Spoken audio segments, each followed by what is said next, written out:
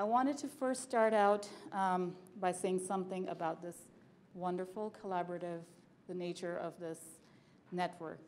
I love my job. I love working with all of you. And you're all such wonderful people and colleagues and so passionate about your work. And that's just really great. And we at MWDL truly enjoy working with all of you. And we actually would not exist without this collaboration, so it is very important to us. And through this very important collaboration, we are able to realize a large vision of a very diverse and regional network and digital library, and also a national digital library in working with DPLA. So that's really great.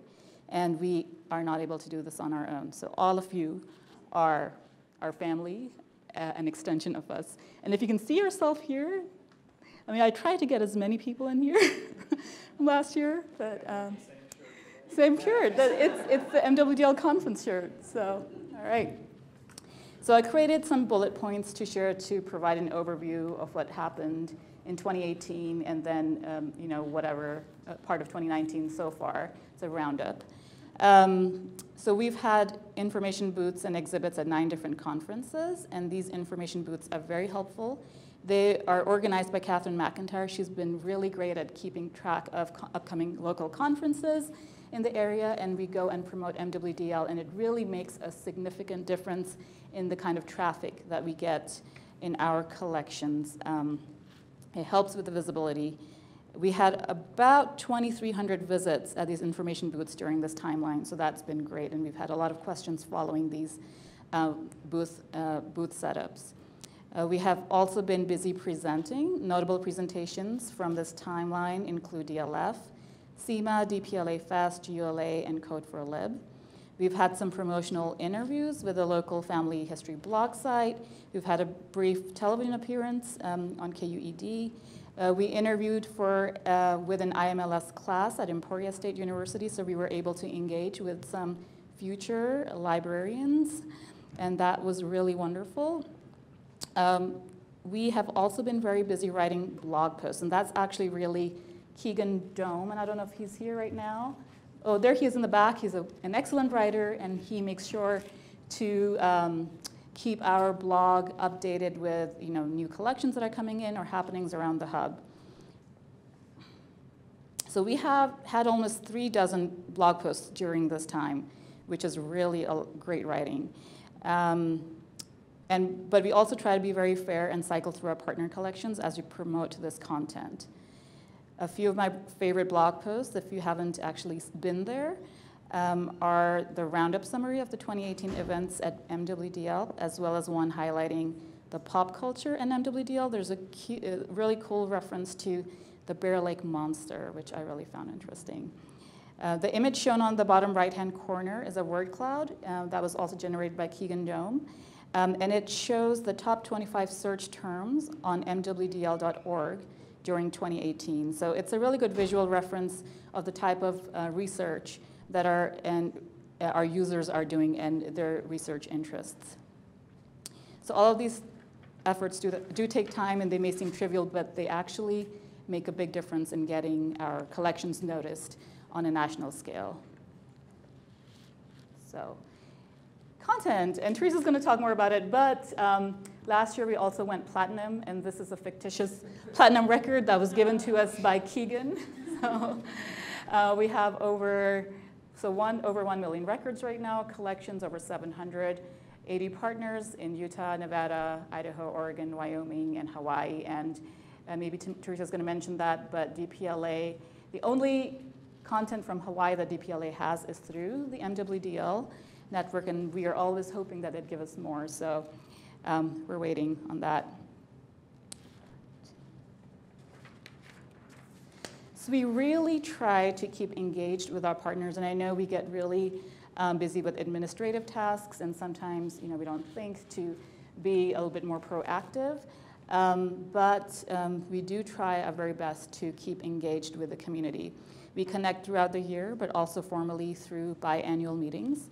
So one meeting is usually held over Zoom, so over a virtual platform for the hub network, typically in the winter.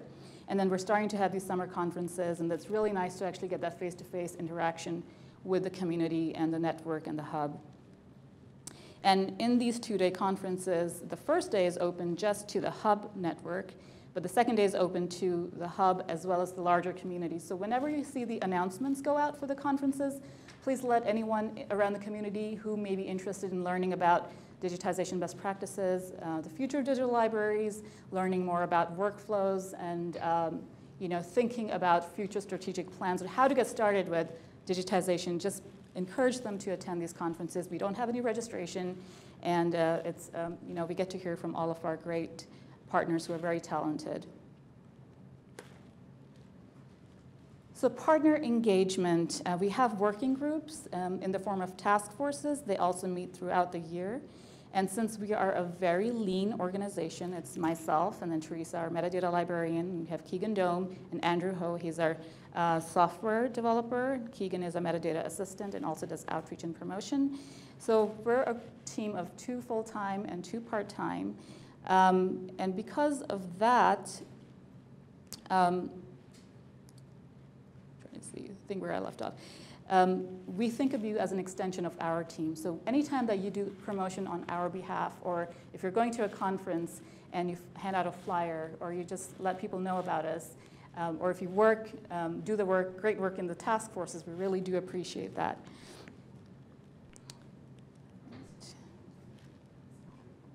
And as you can see, we have some of the volunteers on the screen again. And this thing, I think I almost pulled this out.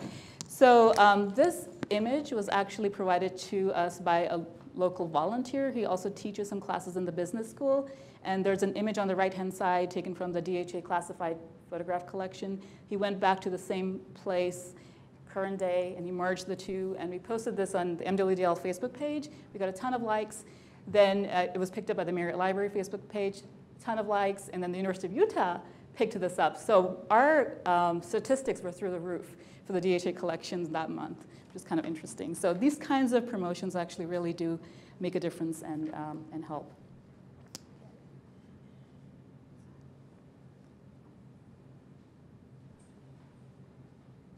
And I actually wanted to talk a little bit about the work that our task forces have done. So for example, we have a training resources task force that has developed a resources repository. So they've scanned the workflows around the hub. There's a lot of best practices that have been developed. There's a lot of information on what equipment can be found at what institution, and also how to get started with a digitization project, how much does something cost. So they've been adding all of these best practices and workflows and information on a central repository. We're calling this our resources repository. And it's an instance created on the library workflow exchange platform. And it's a really neat platform. You can search it through Google, and we want to continue to build this up. So if there are any workflows best practices that you see missing on Library Workflow Exchange, if you go to the metadata piece of it, please let us know, and we'll add your workflow to this repository. The outreach task force is really Catherine McIntyre. Can you please raise your hand? I don't know what we'll do if you were not working with us. She makes sure that she has a table and a booth at any conference that we are able to afford to go to and provide information handouts. And we have free resources, great for research. So thank you so much. And she is really good at getting the community to also volunteer and sit at the booths. We've done some at ULA. The anthropological conference was pretty recent. We try to be at Roots Tech if they can keep their costs down for the booths.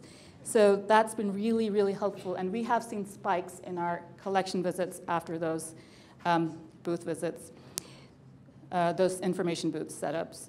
And our metadata task force, and Teresa has been very busy with that, has been busy updating the metadata application profile from version 2.0 to version 3.0. When was the last time the last version was published? Was it 2011? 2011, so it's about time. She's done a ton of work, and she's going to talk more about that later. We have task forces that have looked at best practices for bulk digitization and processes and have compiled useful information for the hub network on how to handle that. We have members who have facilitated systems review processes. Yesterday, we had a really engaging discussion about systems, the current systems we use, like digital preservation, hosting, the pros and cons of what we're using, what are the migration efforts we're making, learning, growing pains, and it's been really engaging. And we're hoping to actually compile some of that information around the hub network about those systems on a resource repository as well. And then again, we have so much volunteer help from the network and community over the years, and we get so much done through that extension of our family. So thank you enough. We cannot thank you enough for that.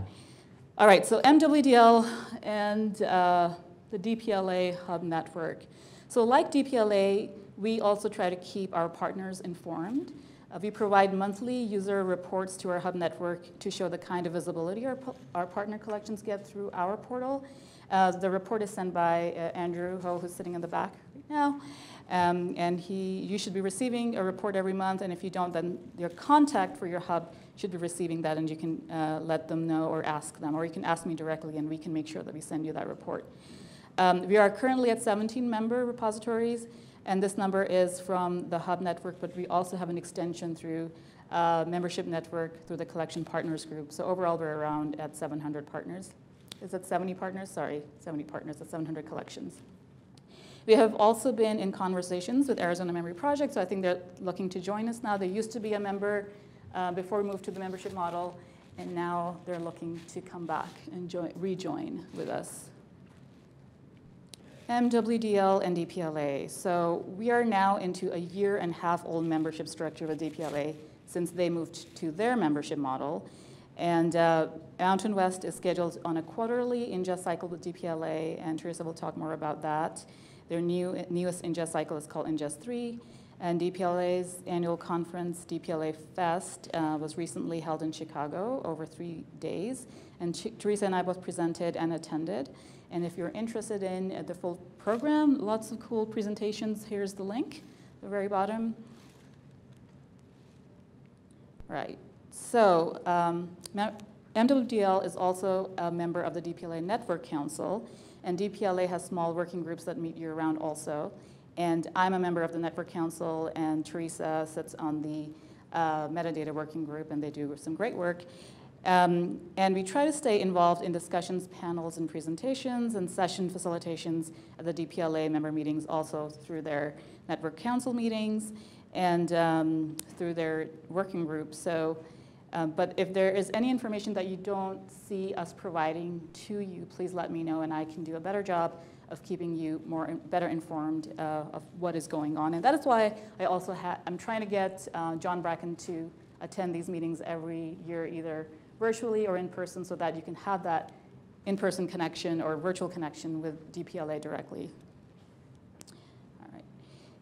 So you may not be able to see this too well, but the graph on the bottom right shows the MWDL activity on the DPLA portal for the month of January in this year, and in looking at the long trend in the statistics, we've been noticing that on average, there's increasingly more activity with DPLA with each passing month with MWDL records. So that's a good thing.